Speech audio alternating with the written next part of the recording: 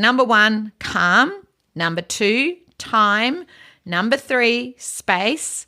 Number 4, communication. And number 5, distraction. So they are the 5 key strategies to put in place before the meltdown. So this is to de-escalate, and that is the key thing we want to do.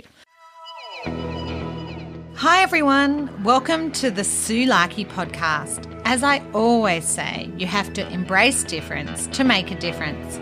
Let's dive into today's podcast.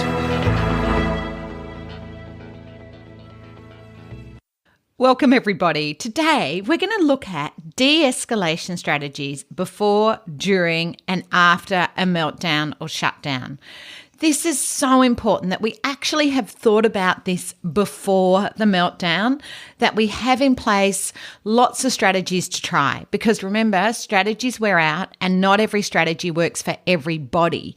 But what I mean by everybody, what works for the teacher assistant mightn't work for the teacher, or what works for the principal mightn't work for the parent. So we have to have a whole range of strategies. But I want to give you some clues and ideas what to do.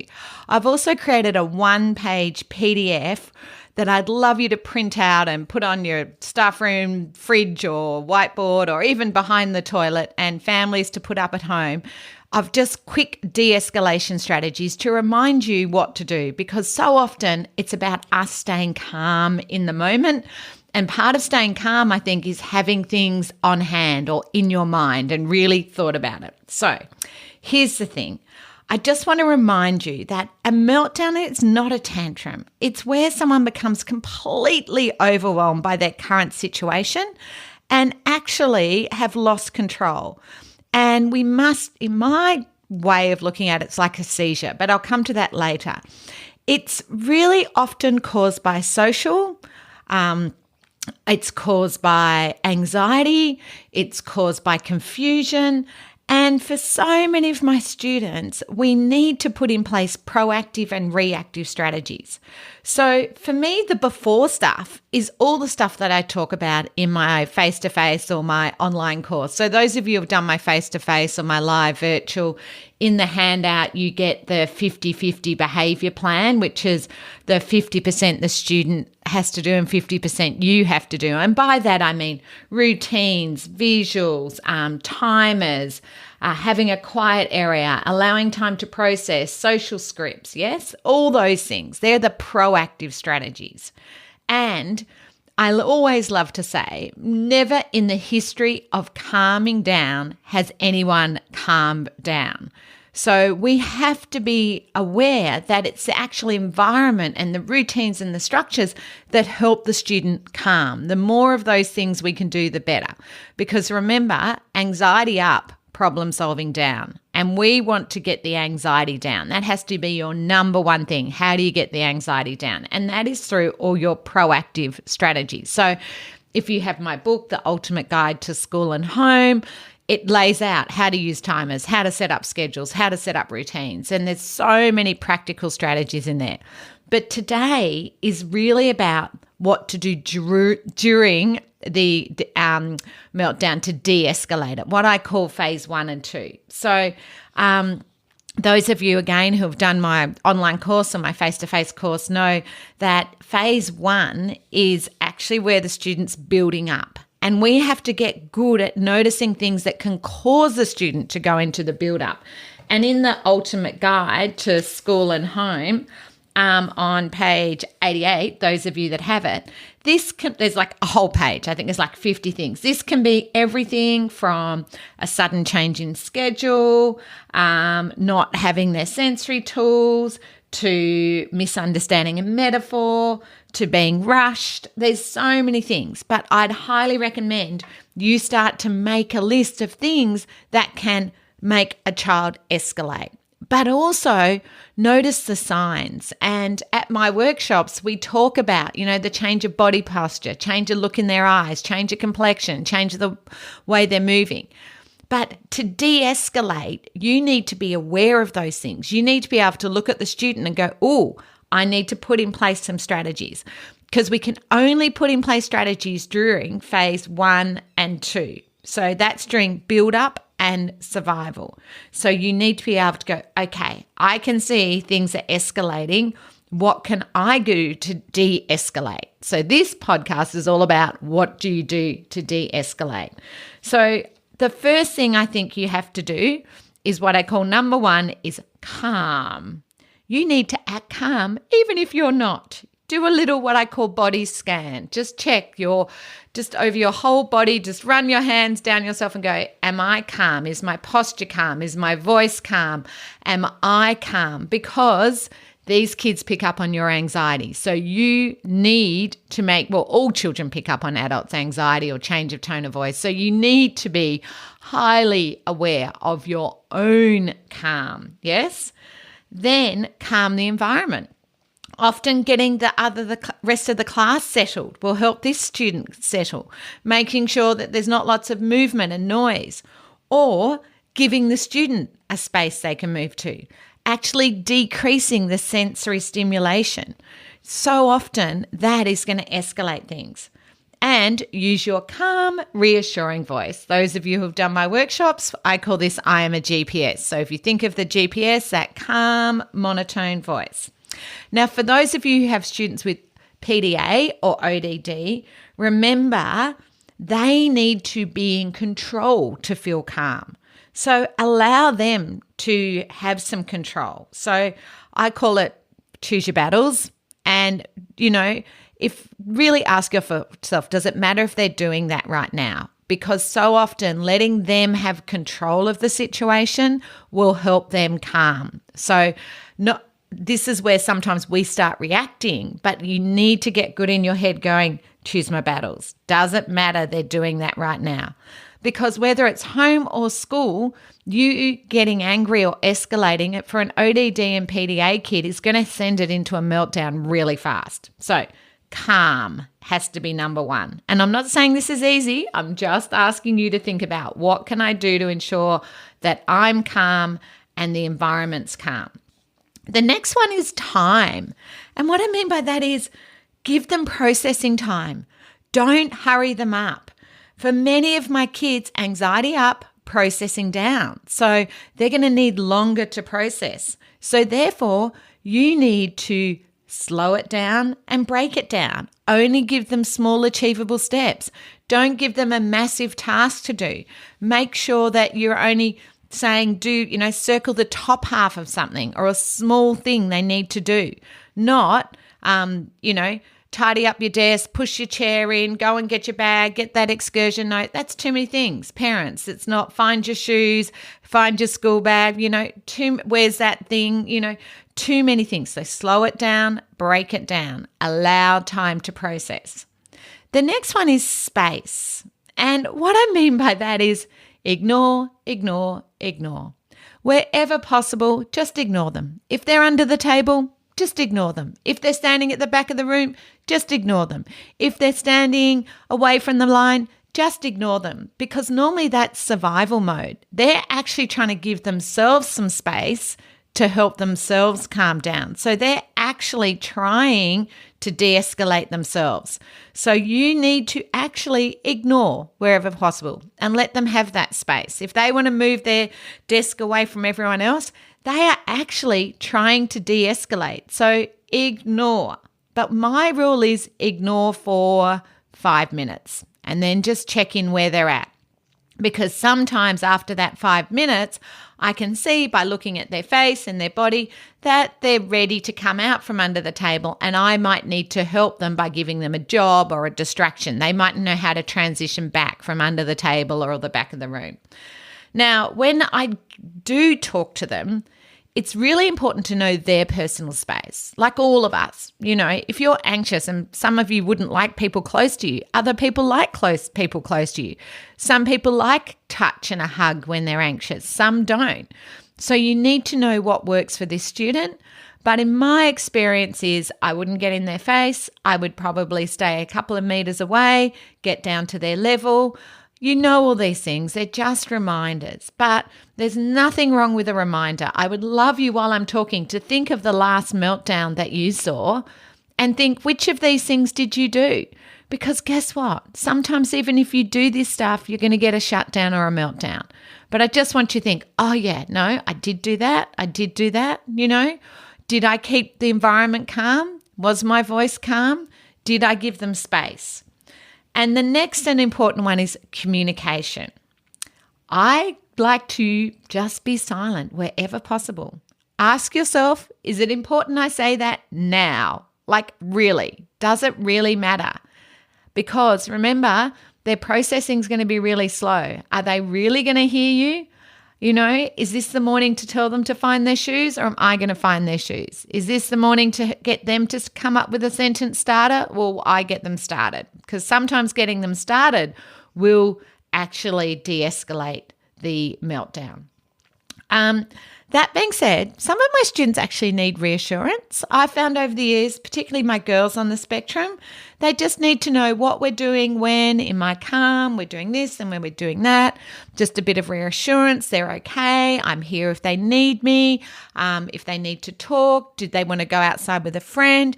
I have to think, what reassures this student? For some of my students, their sensory tool will reassure them. What will reassure them?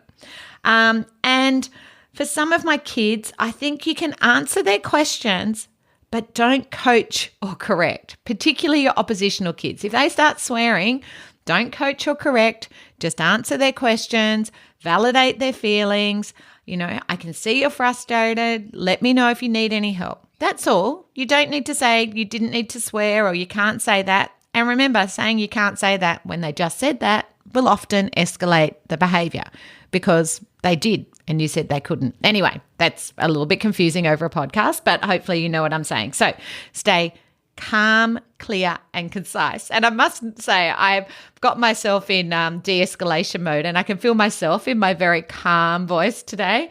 I've been thinking about this podcast for the last 24 hours, and I think I've got into my very monotone because I'm talking about de-escalation. So I probably should get my normal voice back on. I hope I'm not sending people to sleep. So anyway, let them know you're here if you need them. Now, for some of my students, that's just walking past, giving them the thumbs up. I don't have to talk. You don't have to talk to let a student know you're there if they need you. Or some of my students in the past, I've had a little card that says that I actually write down, I need help, and they can bring that to me when they need help, or I need the toilet, and I'll put those cards near them, or I need to go for a walk, and they just bring that over to me. Or I have a little system where they give me a little sign or thing to say they want to go for a walk. And we just communicate like that. It's so important to remember that your communication can escalate this situation. So to de-escalate, you need to think about your communication. And by that, I mean avoid the word no. The word no can send a kid into a meltdown or a shutdown in a heartbeat. Because they hear never. When you say no, they hear never again for the rest of their life. So this is when we need the now, next, later. So it's not no iPad. It's when you've finished your work, then you can go on the iPad. Or when we've finished this, then you can do that. Not, no, you can't have it. Because guaranteed when you say no, your voice is going to become no, not calm. And it doesn't tell the child what to do. So tell them what they need to do and when they can have it. I know you've all heard me say this lots of times, but I don't know why you use the word no. It doesn't tell a child what to do. Even running on the road. I think you've heard me say this on the podcast many times. It's not don't run on the road, no running on the road. It's hold my hand. It's telling the child what to do. It's so important. Don't say no throwing pencils. Put the pencil in the pencil case. What is the action you want? Saying no doesn't tell a child what to do.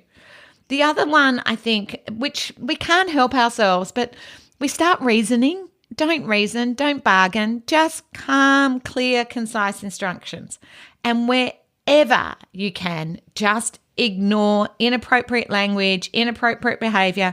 Remember, they are just trying to communicate. They're overwhelmed. They are often trying to calm themselves. They're actually trying to self-regulate. So for many of my kids, if you start getting in their face or start telling them not to do things, or it will just escalate. So ignore and silence are key. Think about your communication. And number 5 is distraction. And that is probably the most important thing you need to think about.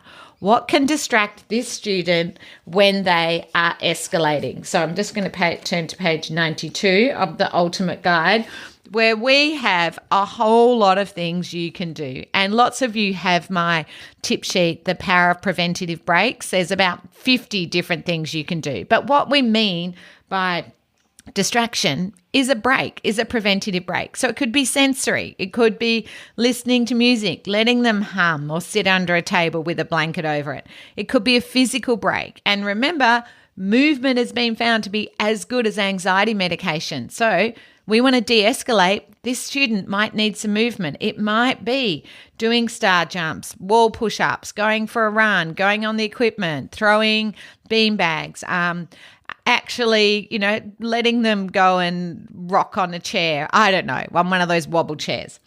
A relaxation break. So some of my students counting, if they've actually done any cognitive behavior therapy and taught breathing exercises or know how to do that. Telling a student to breathe, I don't think is a strategy unless they've learnt that breathing. I love, you might have seen that bubble breathing where you put just a number 8 side on, where you run your finger over that and breathe in and out because it's more visual and the kids like that. But blowing bubbles is a great one for a breathing exercise, or one of those little, remember those Ferris the wheels you used to get at the show that had those little like star wheels? You can still make them with the split pin, and blowing that actually can help some students calm, but others will huff and puff and hyperventilate. So physical breaks, relaxation breaks. Now, for some of our girls, letting them escape into that imaginary world, or for some of my boys, letting them talk about Minecraft can actually be really relaxing, or building Lego. I tend to avoid technology. I tend to find, well, in a school, this is invariably where the internet will go down, it'll slow down. But I do find technology tends to put them in a holding pattern, not a de-escalation pattern. So remember, I want to de-escalate, not just keep it at a holding pattern. Don't get me wrong, parents, you might use technology when you're out just to get them in that holding pattern until you get them home to be able to jump on a trampoline and de-escalate. But the aim of this is de-escalation.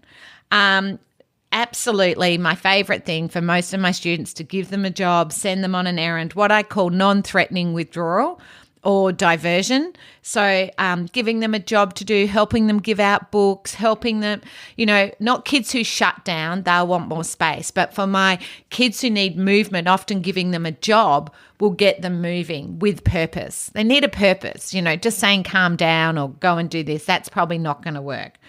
And some of my kids, particularly my kids who have shut down, they need their solitude. They need their tent. They need to be able to have a desk they can sit on their own, or special interest time. But say their special interest is Star Wars, I might just have some Star Wars Lego. Or if it's Minecraft, I might have a Minecraft colouring in, or dot to dot, or find the word.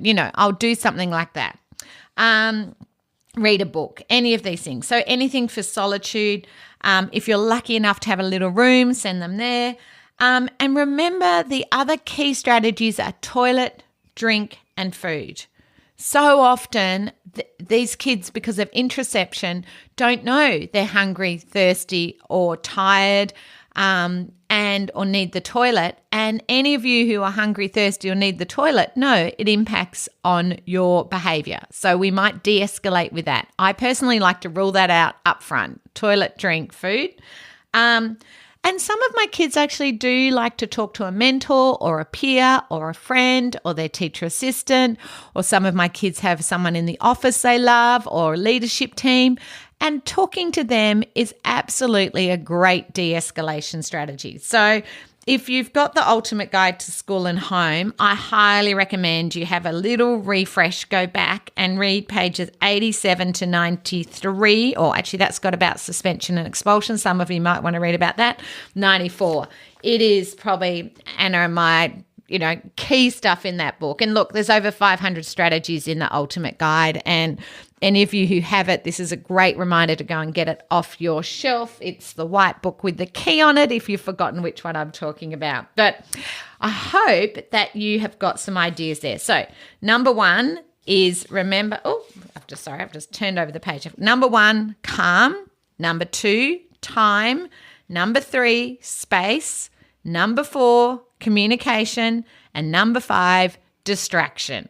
So they are the 5 key strategies to put in place before the meltdown. So this is to de-escalate, and that is the key thing we want to do.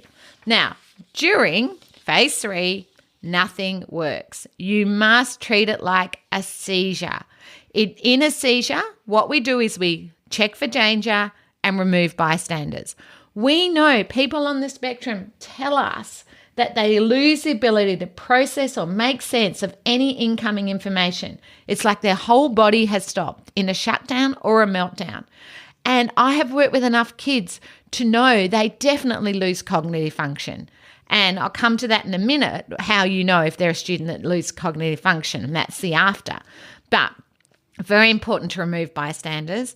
Now, if possible, I like to have an escape route open. Having a door open, or knowing that there's a little room they can go to, knowing that there's a safe place.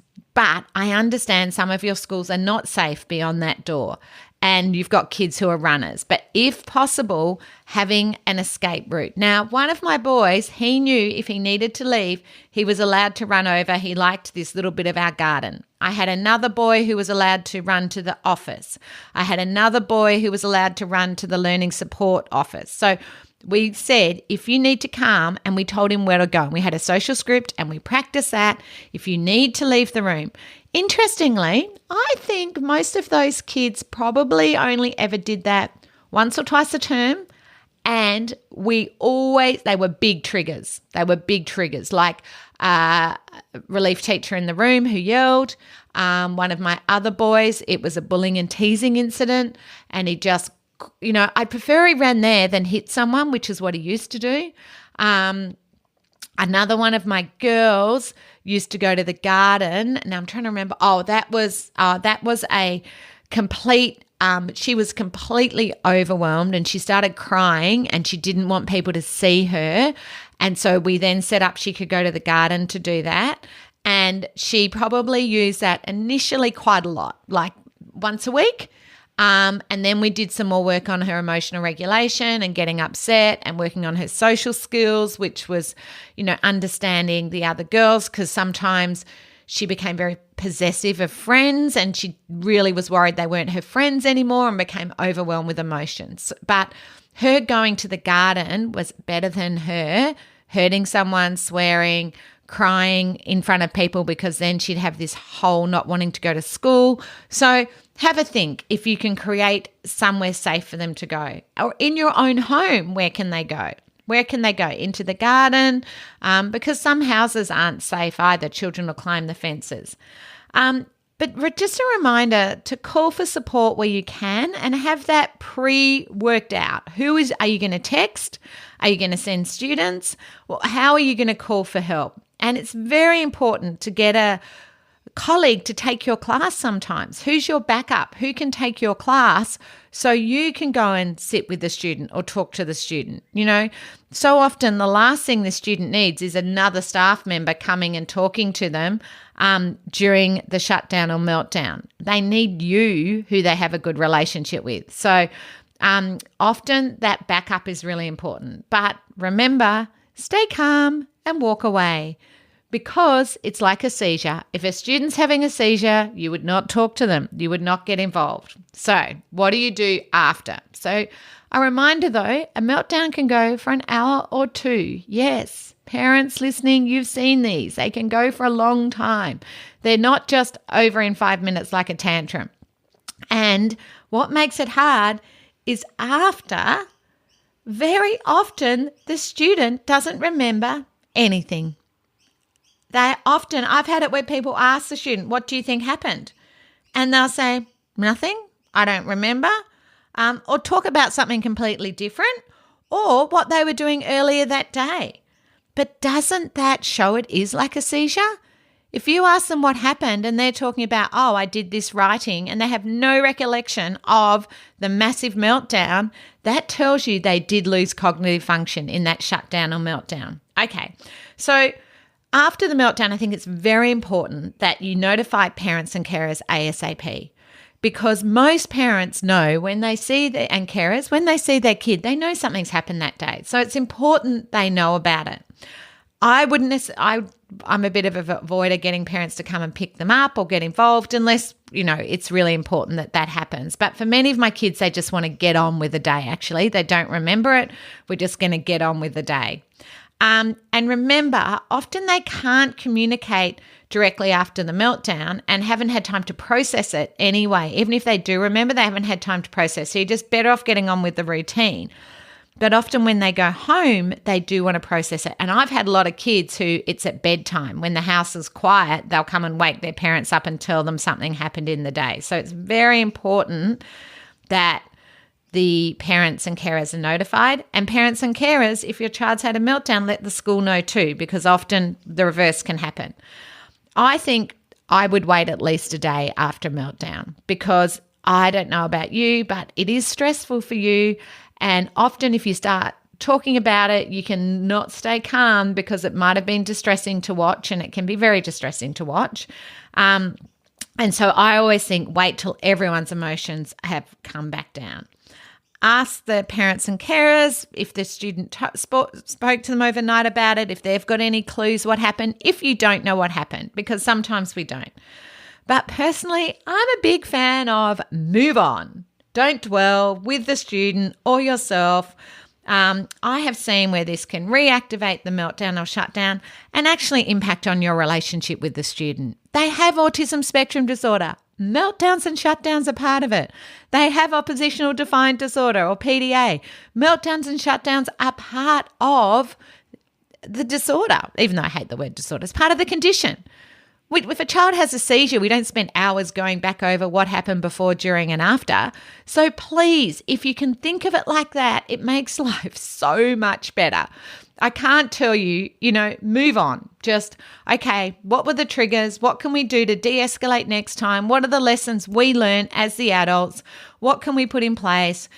Boom, boom, boom, done. I don't necessarily need to talk to the student about that. But if you want to talk to them about it, just a word of warning that they mightn't remember, they might not know, and you might talk in circles. However, some of the students might want to talk about it and might want to come up with a plan for next time.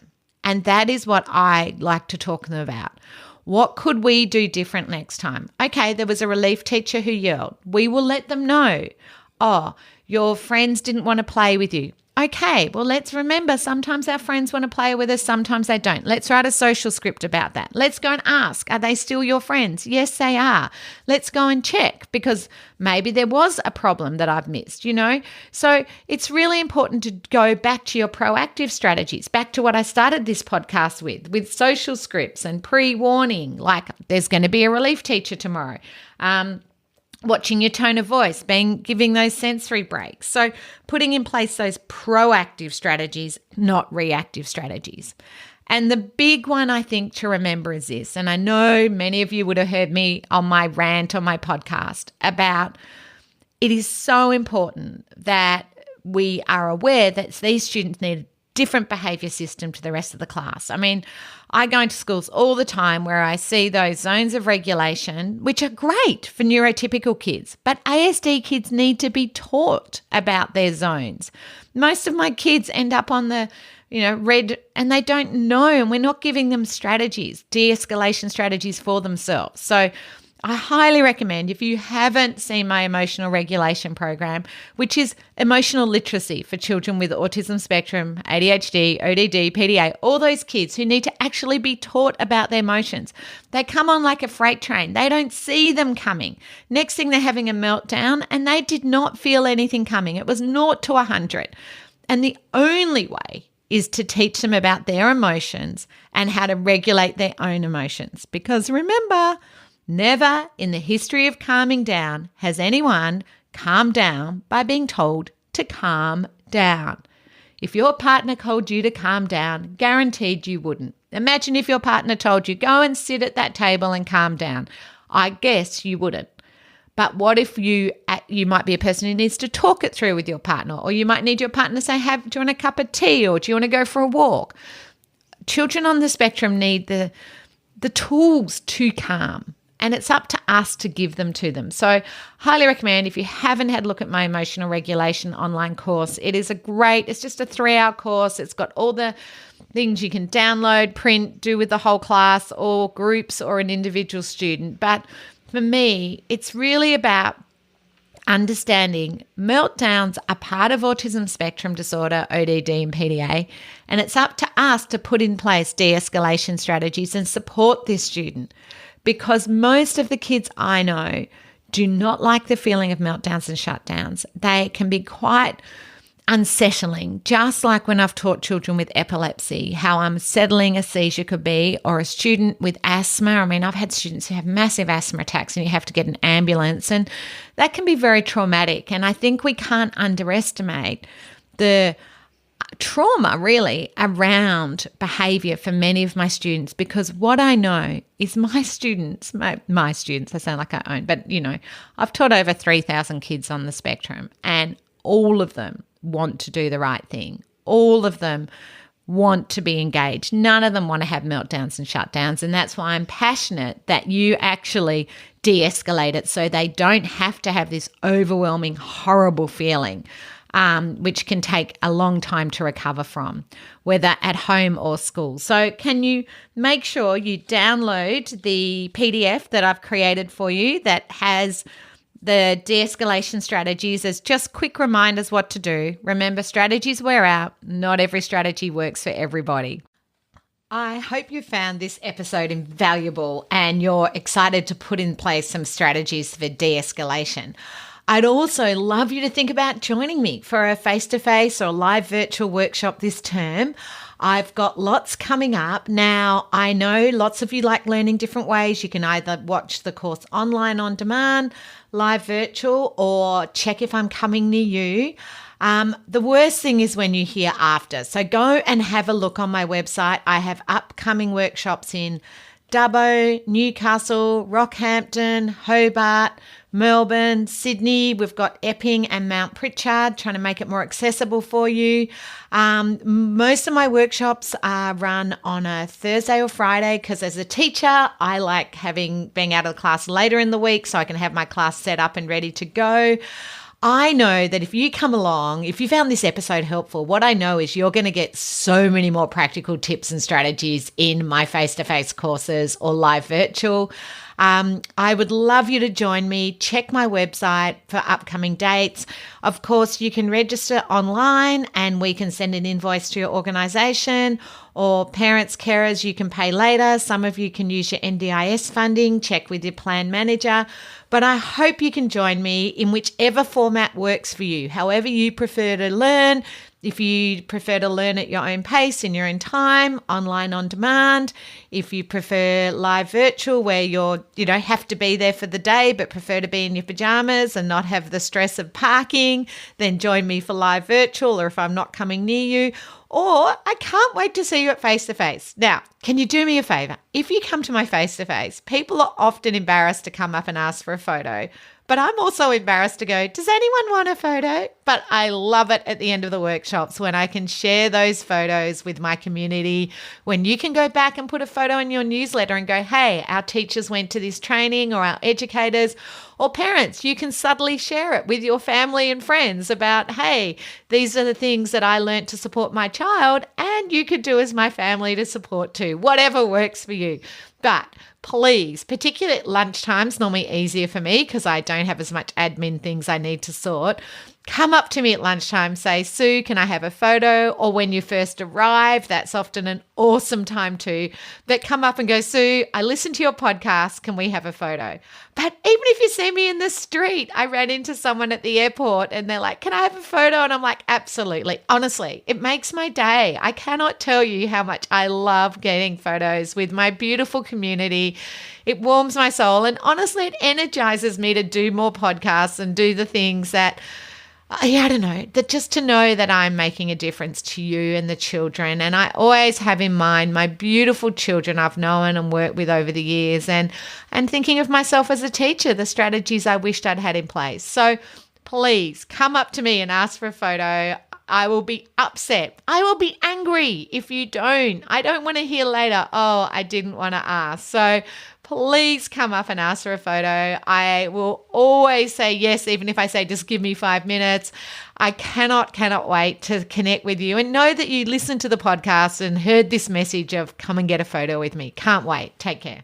I hope you've got some great tips and strategies to make a difference. Remember, strategies wear out and not every strategy works for everybody.